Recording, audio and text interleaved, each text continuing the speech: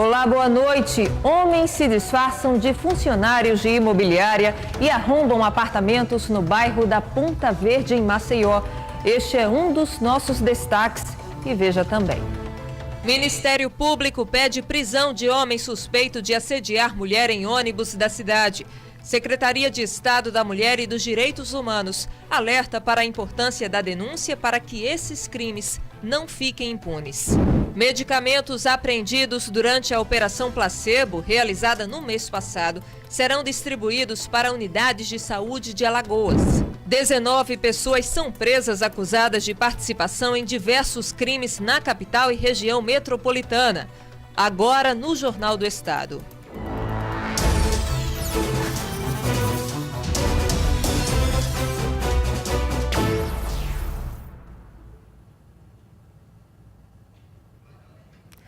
Os medicamentos apreendidos durante a Operação Placebo, realizada no mês passado, serão distribuídos em unidades de saúde. O pedido da destinação do material foi feito pelo Ministério Público Estadual. O Hospital Geral do Estado foi o primeiro a receber uma parte dos medicamentos. Acompanhado dos promotores do GAESF que desencadearam a Operação Placebo, o Procurador-Geral do Ministério Público Estadual comemorou a decisão da Justiça em acatar o pedido do órgão para encaminhar os medicamentos, insumos e correlatos apreendidos às unidades de saúde. Os milhares de pacientes que estão na rede hospitalar, especialmente no HGE, sejam diretamente beneficiados com vários desses medicamentos. Foram apreendidos cerca de 5.000 medicamentos, correlatos e insumos. Até agora, a CESAL conseguiu separar e catalogar 30% de todo esse volume. Com essa decisão, os hospitais podem fazer o requerimento para a CESAL encaminhar parte desse material. Hoje, por exemplo, está saindo aqui do depósito cerca de R$170 mil em medicamentos, correlatos e insumos para o Hospital Geral do Estado. Vai nos ajudar na questão de conseguir dar continuidade ao tratamento aos pacientes a nível domiciliar. O repasse dos materiais ainda deve proporcionar, segundo a diretora do HGE, a redução das demandas diárias que chegam a superlotar a maior unidade de saúde do estado. Ajuda muito a questão do melhor atendimento à população que procura o HGE, que é isso que a gente busca, atender melhor a todos que procuram o HGE. O que está sendo encaminhado nesta quinta-feira para o HGE é só uma pequena parcela dos 30% do material catalogado pela CESAL. Os medicamentos, insumos e correlatos ficam etiquetados e separados nessas prateleiras. Ao todo, 4 estão completamente lotadas de materiais empilhados. Para o Ministério Público, a apreensão foi o melhor resultado. O Ministério Público conseguiu transformar uma grande operação de combate à sonegação fiscal, em conjunto com esses outros atores que falei, em algo eficiente para o povo, que imediatamente vai mudar a qualidade de vida. A Operação Placebo foi desencadeada em julho pelo GAESF do Ministério Público. 27 pessoas foram investigadas nos estados de Alagoas, Bahia e Sergipe por envolvimento em um esquema que desviou cerca de R$200 milhões. 25 carretas com medicamentos, insumos e correlatos que estavam estocados nas empresas envolvidas foram apreendidas. Muito legal essa iniciativa. Uma operação policial realizada hoje pela manhã prendeu 19 acusados de cometer homicídios, latrocínios e roubos em Maceió e na região metropolitana. 14 delegados e cerca de 120 policiais participaram da operação.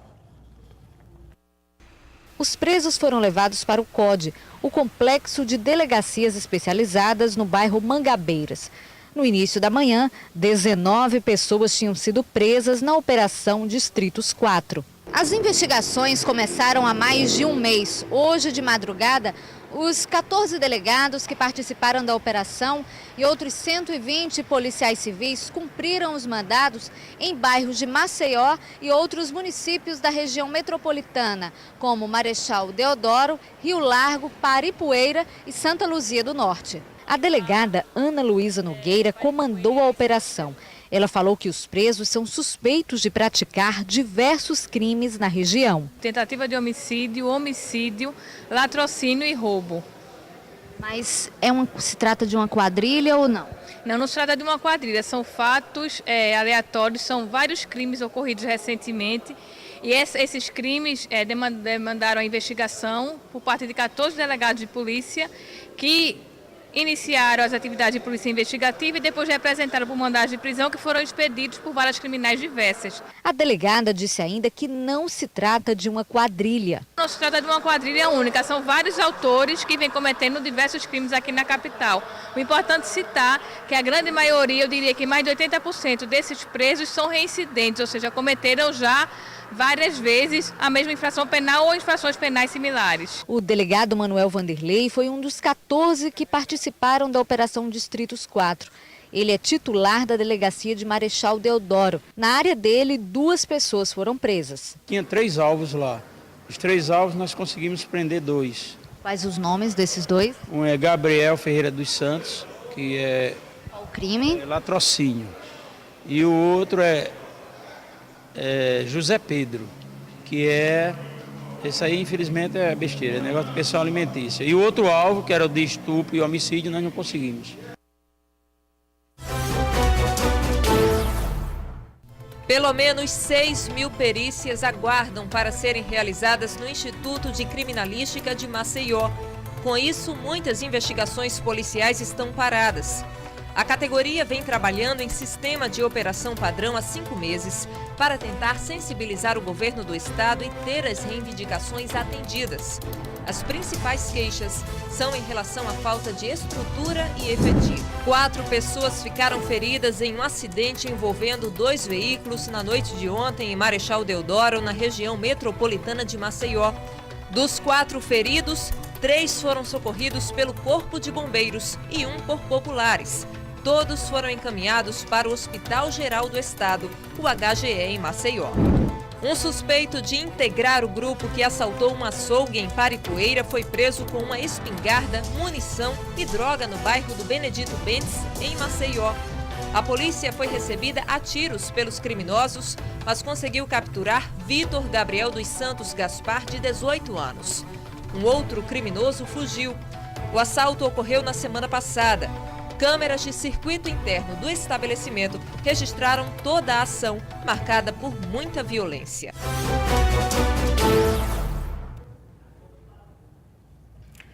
Sem impunidade. A Secretaria de Estado da Mulher e dos Direitos Humanos alertou para a importância da denúncia para casos de assédio. Um caso que chamou a atenção recentemente foi o que aconteceu com uma estudante dentro de um ônibus. E não é a primeira vez que o suspeito é acusado desse tipo de agressão. As imagens trouxeram de volta as terríveis lembranças da enteada de José Carlos Silva dos Santos. Ele tentou abusar a irmã e os 2 filhos dela. Ele ficava pelado na minha frente. Sempre ele fazia isso. E com a sua irmã? E a minha irmã, ele tentou muitas coisas com a minha irmã. Ele tentou beijar, ele pegava a maçaneta da porta, ele quebrava a maçaneta da porta do quarto dela. Ele quebrava. Quando eu estava na casa da minha mãe, quando eu estava lá, ele tentava, como é que se diz, ficar curiando a gente sempre foi muito cismado, a gente sempre evitava, porque a gente já sabia quem era, né? Mas depois de tudo que veio à tona, aí que foi que todo mundo se afastou definitivamente dele. De acordo com ela, ninguém da família sabe do paradeiro de José Carlos. A minha irmã veio me dizer que ele fugiu, né? Ele tem família aí próximo aqui, em Caruaru. Fiquei sabendo que ele tem. Fiquei sabendo, não, eu já sei que ele tem família em Caruaru. Pode ser que ele esteja até lá, ou pode ser que esteja aqui mesmo, escondido, né? Você acha que esse homem não pode ficar solto? Poxa, de jeito nenhum. Esse homem é um doente. Se ele não já fez muita coisa aí afora. Eu fiquei revoltada porque não dei nada. Muita gente depois contra ele e tudo mais. Eu falei, minha gente, esse homem tem que ser preso, ele vai fazer vítima atrás de vítima. Ele não vai parar. No vídeo que viralizou nas redes sociais, José Carlos aparece tentando disfarçar o ocorrido e fechando o zíper da calça. Desesperada, a vítima bate no agressor e tenta evitar que ele fuja. Os passageiros só olham e pedem para o motorista não abrir a porta, mas ele abre e o agressor desce. Nas ruas, a situação gera revolta. Um absurdo, né? Uma pessoa parece que não tem noção nenhuma da realidade, né? de leis, de nada. É uma pessoa que está precisando muito de uma cobrança da justiça. Vou falar com a Francielma. Francielma, o que você achou daquela situação no vídeo? Eu não consegui nem ver o vídeo completo, porque... O Ministério Público Estadual pediu a prisão preventiva de José Carlos. Ele já responde a uma ação penal por estupro de uma menor de idade. O judiciário, o juízo da 14ª Vara é sempre muito diligente, muito sério. Eu acredito que ele deve estar analisando isso o mais rápido possível. Esses casos ocorrem diariamente, mas poucas mulheres denunciam. No ano passado, a Delegacia da Mulher de Maceió registrou 2 ocorrências. Este ano foram 4 até agora. A importância é que esses crimes não fiquem impunes, né? Esses crimes que afetam a dignidade sexual da mulher, né, tem que ser combatido. Mesmo que nesse caso específico, né, do caso do ônibus, que foi uma importunação ofensiva ao pudor, mesmo que ainda não caiba prisão para esse tipo de crime, mesmo assim, as mulheres têm que denunciar porque eles têm que ser punidos. Um caso como esse não é considerado pela legislação brasileira um crime, e sim uma contravenção penal. O acusado assina um TCO e é liberado. Mas essa realidade parece que vai mudar. A Câmara Federal e o Senado aprovaram um projeto de lei que torna esse ato um crime. A pena varia de 1 a 5 anos de prisão. Falta apenas o presidente sancionar.